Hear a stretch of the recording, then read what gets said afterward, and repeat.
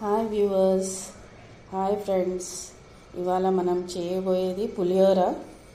పులిహోరకి అవసరమైనవి ఆవాలు, జీలకర్ర, మినపప్పు, కందిపప్పు, మెంతులు, ఎండుమిర్చి, ధనియాలు, మిరియాలు, పల్లీలు, కరివేపాకు, పచ్చిమిర్చి అండ్ చింతపండు పులుసు.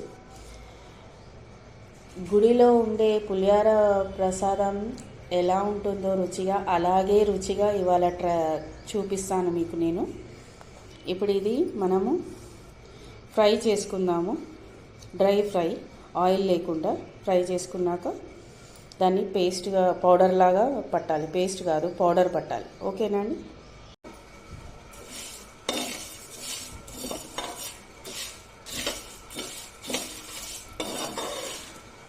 కొంచెం రెడ్డిష్గా వచ్చే వరకు వీటిని ఇలా ఫ్రై చేద్దామండి.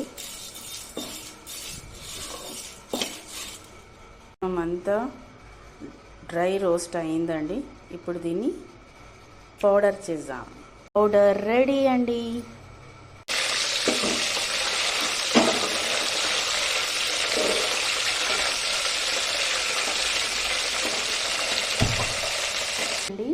ఇది గుమ్మరిచ్చేసాము. దాంట్లో బాగా మరిగిన తర్వాత మనకు సరిపడా మనం చేసుకున్న పౌడర్ వేసుకోవాలి.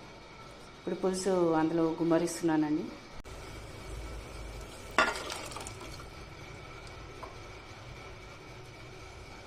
ఇందులో ఆల్రెడీ నేను పసుపు కూడా వేసేసాను, సాల్ట్ కూడా వేసేసానండి. ఇది బాగా మరిగిన తర్వాత మనం మిక్స్ చేసుకున్న పౌడర్ మనకు సరిపడా వేసుకోవాలి. ఇందులో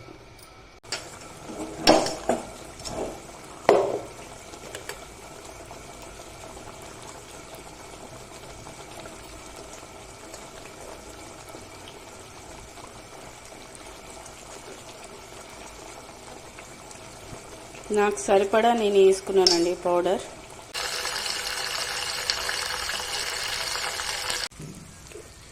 తాలింపులో ఆవాలు, జీలకర్ర, పల్లీలు కూడా వేసేసుకున్నామండి. పోపు అయిపోయింది. ఇప్పుడు పులుసునంతా రైస్లో మిక్స్ చేసేద్దామండి. అయిపోయిందండి పులిహోర.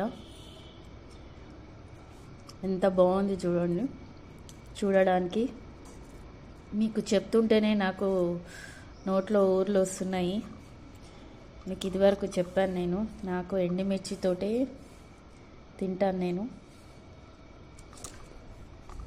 టేస్ట్ చూసి చెప్తానండి ఎలా ఉందో.